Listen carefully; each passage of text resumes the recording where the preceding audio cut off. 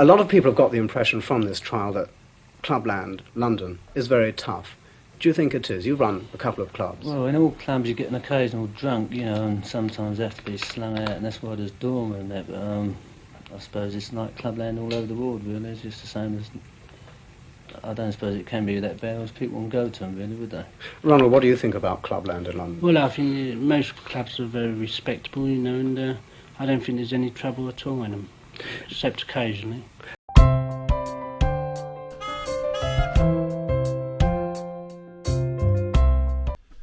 Hi everyone, welcome to MotorHome Beat Beat. My name is Alan and today I'm in Chingford Mount Cemetery to see the final resting place of the Kray twins.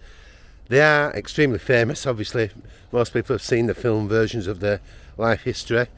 And yeah, infamous, that's the thing to say I suppose really. In reality, you couldn't really say that there were people you could admire. It's not really that sort of situation, is it? I mean, they lived a life of crime and violence and murdering. But yeah, we're going to check them out.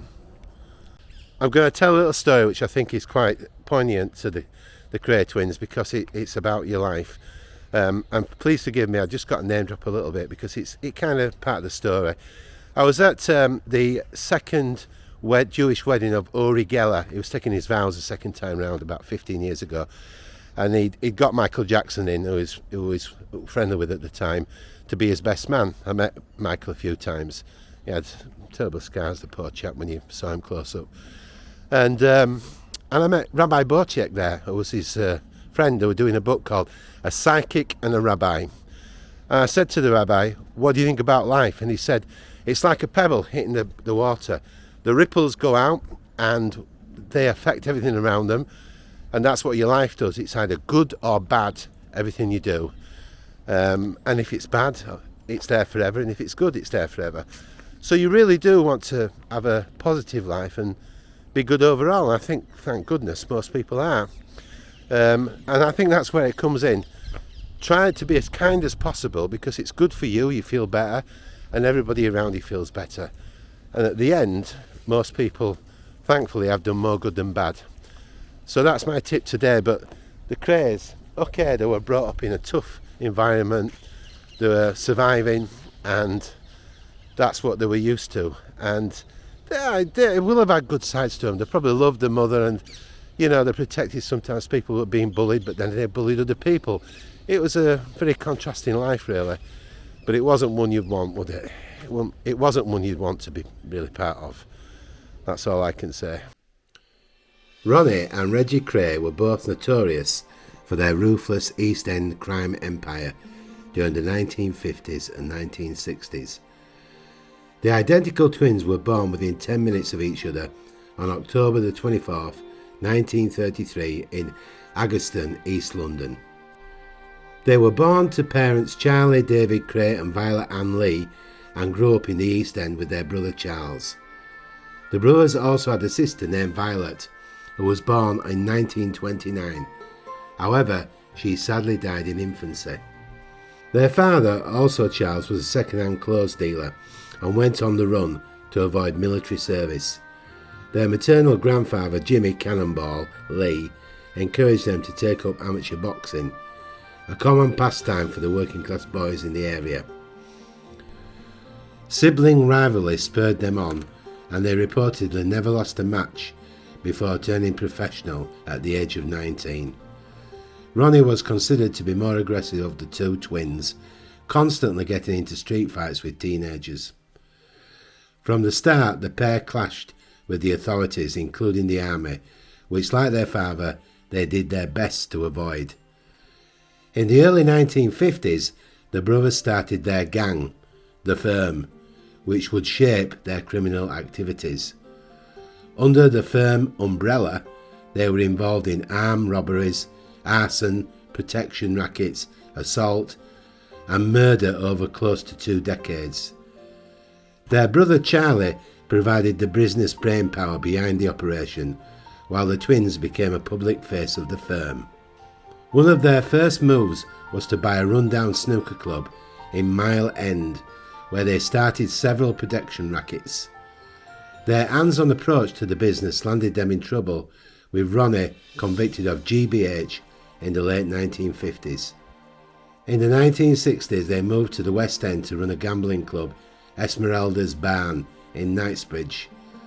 They were widely seen as a prosperous nightclub owners and part of the swinging London scene, even pursuing a peer to join them on board to give the club a venue of respectability. As owners of Esmeralda's Barn, the twins quickly achieved celebrity status, rubbing shoulders with the likes of lords, MPs, solicitors and famous faces such as Frank Sinatra and Judy Garland. In March 1969, both Ronnie and Reggie were sentenced to a life imprisonment with a non-parole period of 30 years for 2 counts of murder of Cornell, the longest sentence ever passed at the Old Bailey. Their brother Charlie was imprisoned for 10 years for his part in the murders. Roger Kray was classed as a Category A prisoner and was denied almost all liberties. He was not allowed to mix with other prisoners. Ronnie was eventually certified insane with paranoid schizophrenia and was treated with constant medication. In 1979 he was committed and lived the remainder of his life in Broadmoor Hospital. Reggie was imprisoned in Maidstone Prison for 8 years as a Category B prisoner. In 1997 he was transferred to the Category C twin Wayland Prison in Norfolk. Reggie Kray spent a total of 33 years behind bars before release from prison on compassionate grounds in August 2000 at the age of 66. He was released due to being diagnosed with inoperable bladder cancer. Ronnie remained in Broadmoor until his death on March 17, 1995, and suffered from a heart attack at the age of 61. Reggie was released from prison on compassionate grounds in August 2000, 8.5 weeks before his death from cancer. Their reputation precedes them even in death, with onlookers crowding the streets to catch a glimpse of the gangster's coffin as it was taken through the West End. Okay, we'll start with Violet Kray, who's the mother, and Charlie, David Kray, who's the father. I'm going to spin this round now, and I'll read the headstone. There we go, I can see it nice and clearly. Yep. In loving memory of our dear mum and dad, Violet Kray, who passed away on the 4th of August 1982, aged 72 years old. Charlie David Kray, who passed away on the 8th of March 1983, aged 75 years. In loving memory of our dear mum and dad, Violet Kray, who passed away on the 4th of August 1982, aged 72 years. Charlie David Kray, who passed away on the 8th of March 1983, aged 75 years. May you both rest peacefully. Our love and memories are always with you. May God bless you both. So there's the parents of the Kray twins, and then we'll go back and see. First of all, we'll go to Charlie Kray. He was the not the twin, he was the brother. Rest in peace. Charlie James Kray, born on the 9th of July 1927, died on the 4th of April 2000. A much loved father and friend, now reunited with his son Gary and his family. You are sadly missed by Diane and all of your dear friends. God bless you, Charlie. May the eternal light shine upon you. Okay, Charlie, you did your best under the circumstances. It was I don't know. It's a checkered life, really, isn't it? But I guess people are doing the best they can do with what hand they've been given. Somebody's put some playing cards on there, look. Yeah, good way of putting it from me, wasn't it? The best you can do with the hand you've been given. Seemed quite a pleasant chap on the documentaries. He really did. And then we'll come over to the actual Kray twins themselves. We'll read that now. In loving memory of Ronald Kray, born on the 24th of October 1933, died on the 17th of March 1995. Reginald Kray, born on the 24th of October 1933, died on the 31st of October 2000. Grant them eternal rest, O Lord, and let perpetual light shine on them. Well, it was quite a notorious lifestyle you lived, but I mean, they did look after some people that were being bullied, and it was the way they'd been brought up, really. I think it was the way of life. What else can you say? A beautiful soul, never forgotten. Reg, beloved husband of Roberta.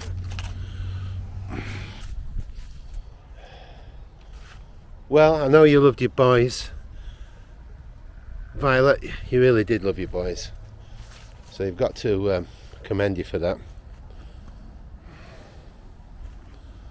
And then we've got this. In loving memory of my dear wife Frances Kray, who passed away on the 7th of June 1967, aged 23 years, if I could write the beauty of your eyes, and in the fresh numbers all your graces, the age to come would say, the poet lies, such heavenly touches, they touched earthly faces. And I've just noticed there's a bench over there dedicated to the Krays. Let's have a look.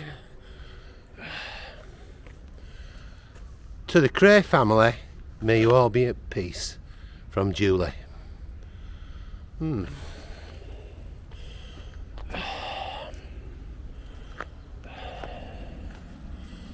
Anyway, on that slightly sombre note, let's all enjoy our day and go forth with kindness. And speaking of which, be kind to me and subscribe. No, I mean, you know, subscribe if you want to, and you won't miss the films. I'm hoping you like watching them. And a thumbs up and a comment would be super. I absolutely love the comments. It's great. It's the best thing. I'm addicted. I log in every day. It's amazing what people have to say, and everyone gets to know each other, don't they? So from me, Alan, at MotorHome Beep Beep, take care, and I'll see you on the next one very soon. Bye.